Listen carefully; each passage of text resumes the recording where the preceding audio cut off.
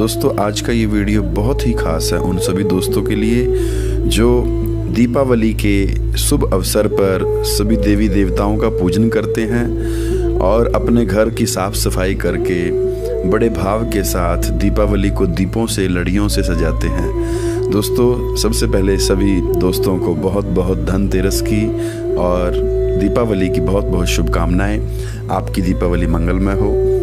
दोस्तों आज का ये जो टॉपिक है, आज हम चर्चा करने वाले हैं कि नरक चतुर्दशी जो है यानी धनतेरस से शुरू हो जाता है जो पर्व दीपावली का, तो ये कोई साधारण पर्व नहीं है जिसे हम कहते हैं कि यम का दीपक जलाना चाहिए। यमराज जी को कहते हैं, धर्मराज यमराज, जो कि हमारे पाप कर्मों का पुण्य कर्मों का सब लेखा जोखा करने के बाद हमें स्वर्ग मिलता है, नरक मिलता है। यदि नरक मिलता है तो वहाँ यमराज जी के द्वारा बहुत सारी पड़ता जैसे हमें भोगना पड़ता है, प्रताड़नाएं भोगनी पड़ती हैं। और जैसा कि गरुड़ पुराण में लिखा है कि जैसा हम कर्म करते हैं, ना भुक्तम क्षीयते कर्म जन्म कोटि सतेरपि अवश्यम एव भुक्तव्यम कृतम कर्म शुभाशुभम। जैसा हमारा कर्म है वैसा फल हमें मिलता है। गीता में भी लिखा है, श्रीमद् भागवत महापुराण में भी लिखा है। तो बहुत ही सुंदर आज की चर्चा रहने वाली है। बने रहें अंत तक दोस्तों कि किस प्रकार से दीप जलाने का महत्व है और यम दीप का क्या महत्व है, उसे कहाँ जलाना चाहिए, कब जलाना चाहिए, शुभ मुहूर्त क्या है, घर के किस कोने में किस हिस्से में जलाना चाहिए, विधि क्या है उसको जलाने की और कैसे उसका प्रयोजन क्या है जलाने का, वो सारी बातें आज इस वीडियो में करेंगे दोस्तों। तो आइए शुरू करते हैं। जैसा कि आप सबको पता है कि हर साल दीपावली से पहले धनतेरस के दिन सभी देवी देवताओं का आह्वान हम करते हैं, घर में पूजा करते हैं। तो धनतेरस का जो दिन मनाया जाता है वो सौभाग्य का प्रतीक है, लक्ष्मी प्राप्ति का प्रतीक है। उस दिन समुद्र मंथन जब किया गया था तब धन्वंतरी जी का अवतार हुआ था। वो अमृत का कलश लेकर के प्रकट हुए थे दोस्तों, इसलिए उनके हाथ में कलश था, इसलिए घर में नए बर्तन, नई ज्वेलरीज, नए वस्त्राभूषण, नई सारी चीज़ें खरीदी जाती हैं। किसी धातु से लेकर के किसी भी चीज़ की आप नई खरीद फरोख्त करते हैं। और इस दिन नरक चतुर्दशी कहा जाता है, इससे अगले वाले दिन, जिसको हम छोटी दीपावली भी कहते हैं दोस्तों। तो नरक चतुर्दशी का महत्व अपना एक खास महत्व है। उस दिन यमराज जी के निमित्त दीपक जलाया जाता है। वैसे तो देखा जाए जो विधि है, जो प्रॉपर शास्त्रोक्त विधि है, उसको देखा जाए तो 5 दिनों का ये पर्व माना गया है दोस्तों। जो दीपावली का शुभ पर्व है इसको 5 दिन का माना गया है। तो दोस्तों आज का ये टॉपिक है नरक चतुर्दशी के ऊपर। नरक चतुर्दशी को यानी 14 को कहते हैं, धनतेरस से आगे वाला जो दिन होता है दोस्तों। लेकिन अब की बार थोड़ा सा कन्फ्यूज़न बना हुआ है कि सही टाइम क्या है, डेट क्या है, कब धनतेरस मनाएं, कब नरक चतुर्दशी मनाएं। क्योंकि अब की बार मैंने जैसा बताया कि दीपावली के दिन अमावस्या नहीं पड़ रही है, तो इसलिए ये हजारों सालों में कभी कभी ऐसा योग बनता है। तो अब की बार ऐसा योग बन रहा है दोस्तों। और आज का जो ये टॉपिक है कि हम यम दीपक कब जलाएं, कैसे जलाएं, कहाँ पर जलाएं, उसका महत्व क्या है और उससे होगा क्या, वो सारी बातें आज हम इस वीडियो में करने वाले हैं दोस्तों। तो जैसा कि मैंने बताया, शास्त्रोक्त जो है विधि से अगर जलाएं तो ये 5 दिन का पर्व है, तो 5 दिन हमें यम का दीपक जलाना चाहिए विधि से देखा जाए तो धनतेरस से शुरू करना चाहिए और भाई दूज तक, भैया दूज तक इसको जलाना चाहिए 5 दिनों तक दोस्तों। लेकिन समय का अभाव है और धीरे धीरे परंपराएं कम होती जा रही हैं। तो क्या हुआ कि लोगों ने सोचा कि अब धीरे धीरे एक ही दिन पर लोग आ गए हैं, जिसे नरक चतुर्दशी कहते हैं और छोटी दीपावली कहते हैं दोस्तों। नरक चतुर्दशी के दिन यम का दीपक जलाया जाता है, उसका दान किया जाता है यम दीपक का। और यम दीपक जो जलाया जाता है वो अपने घर में नहीं, घर के बाहर जलाया जाता है दोस्तों। यम का दीपक क्यों जलाया जाता है, इसे नरक चतुर्दशी क्यों कहते हैं? एक छोटी सी पौराणिक कथा आती है, मैं आपको बताता हूँ, वीडियो ज़्यादा लंबा ना हो इसलिए।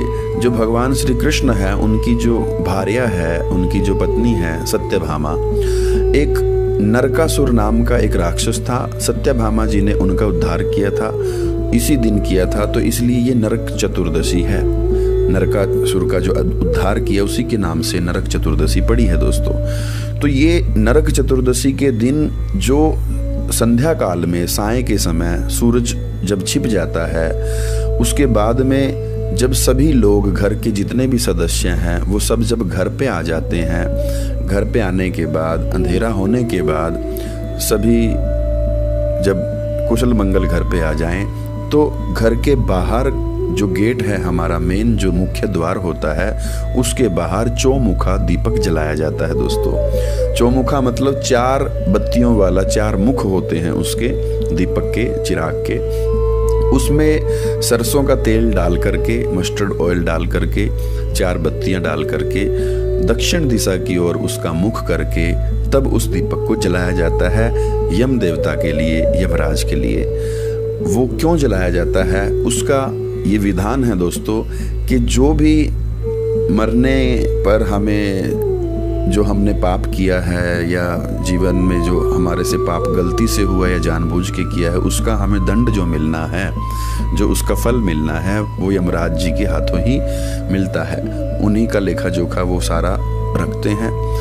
तो नरक की यातनाओं का मुख ना हमें देखना पड़े, उसका भोग ना भोगना पड़े उन यातनाओं का, इसलिए, और किसी की घर में अकाल मृत्यु ना हो, उसके लिए ही ये यम का दीपक जलाया जाता है, यम दीपक दान किया जाता है कि हमारे घर में किसी की अकाल मृत्यु ना हो और मृत्यु पर हमारे जो पाप हैं उनको आप दूर कीजिए। हम आपका दीपक जलाते हैं, आपका पूजन करते हैं, ऐसा मन में भाव करके दक्षिण दिशा की ओर इसको जलाया जाता है दोस्तों। चौमुखा दीपक, चौमुखा दीपक जो है 4 मुख होते हैं इसके, 4 बत्तियां लगती हैं इसमें, सरसों का तेल डाल करके भर करके इसको जलाया जाता है।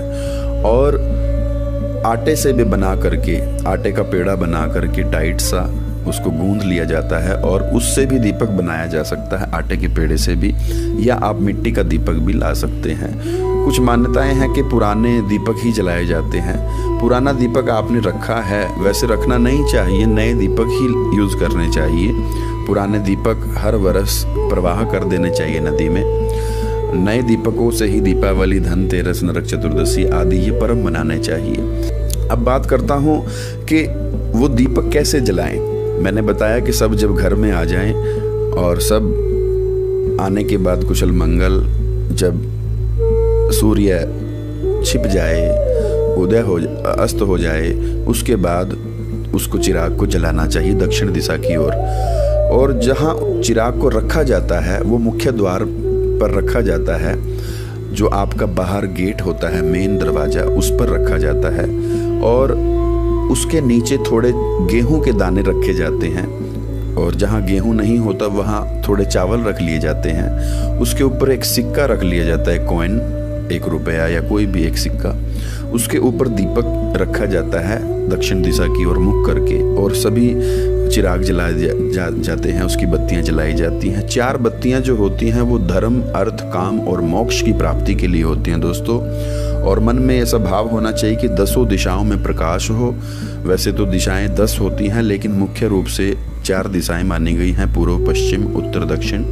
तो चारों दिशाओं में प्रकाश हो और किसी प्रकार की कोई नेगेटिव एनर्जी हमारे घर में प्रवेश ना करे, उस मंगल कामना से और यमराज जी का ध्यान करके वो दीपक जलाया जाता है दोस्तों।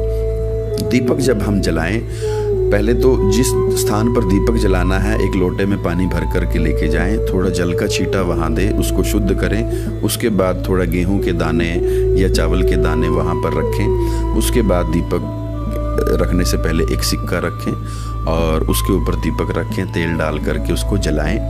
और उसके बाद हाथ में थोड़ा सा जल लेकर के, जैसे किसी चीज़ को ओंचते हैं, किसी चीज़ को मिनसते हैं, हाथ में जल लेकर के ओम यमाय कह करके, ओम यमाय नमः, कि हे यमराज, हम आपके चरणों में वंदन करते हैं। आप हमारे द्वारा दिया गया ये जल और ये चिराग, ये दीपक हम आपके चरणों में अर्पित करते हैं। आप इसे स्वीकार करें। हमारे घर में किसी प्रकार की अकाल मृत्यु ना हो और समस्त पाप हमारे दूर करें। ओम यमराजाय नमः। इस प्रकार कह करके यदि फूल भी हैं थोड़े फूल आप चढ़ा दीजिए और वो जल जो आपने ऊपर से मिनसा है, उसको ऊंचा है, उसको वहीं आगे छोड़ दीजिए। इस प्रकार से आप धनतेरस के दिन भी इसको कर सकते हैं दोस्तों, संध्या काल के समय जब सूर्य छिप जाता है।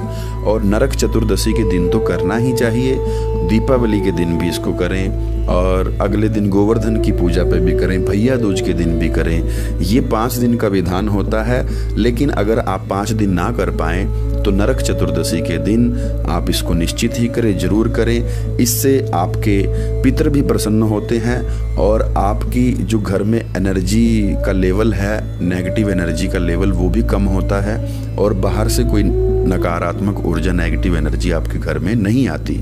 तो ये आपको जरूर करना चाहिए दोस्तों।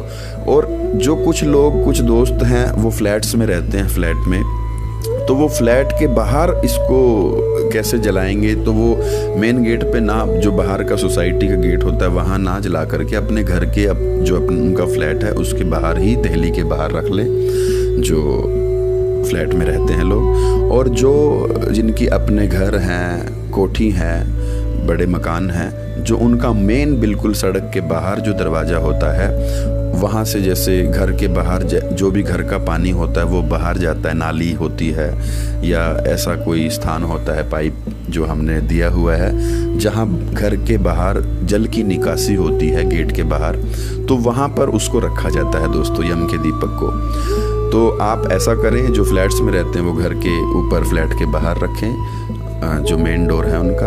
और जो घर में, कोठी में, मकान में अपना बना करके रहते हैं, जो बिल्कुल बाहर का दरवाज़ा है, मुख्य दरवाज़ा है, लोहे का गेट है या जैसा भी आपका दरवाज़ा है, उसके पास आप उसको दक्षिण दिशा की ओर मुख करके उसको रखें।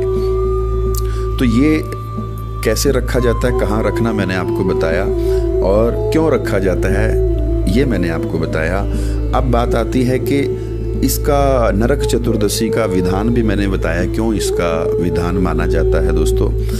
और नरक चतुर्दशी के दिन एक और मुख्य बात होती है। वैसे तो कार्तिक के महीने में तेल लगाना शरीर पे वर्जित होता है, तेल नहीं लगाते कार्तिक के महीने में, मालिश या मसाज नहीं करते, लेकिन नरक चतुर्दशी के दिन सुबह उठ करके तेल मालिश का विधान बताया है। उससे यमराज भगवान भी प्रसन्न होते हैं, हमारे स्वास्थ्य में बरकत होती है, वृद्धि होती है और अकाल मृत्यु से हम बचते हैं और लक्ष्मी की प्राप्ति भी होती है, स्वर्ग की प्राप्ति होती है दोस्तों, तेल को मालिश करने से इस दिन।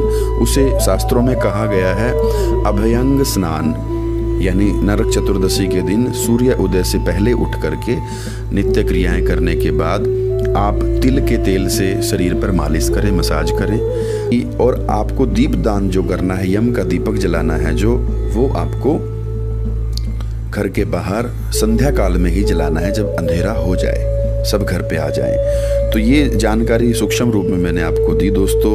यदि आपको कोई बात समझ में ना आई हो, कोई बात पूछना चाहते हो इससे संबंधित, तो आप कमेंट सेक्शन में लिख करके आप पूछ सकते हैं।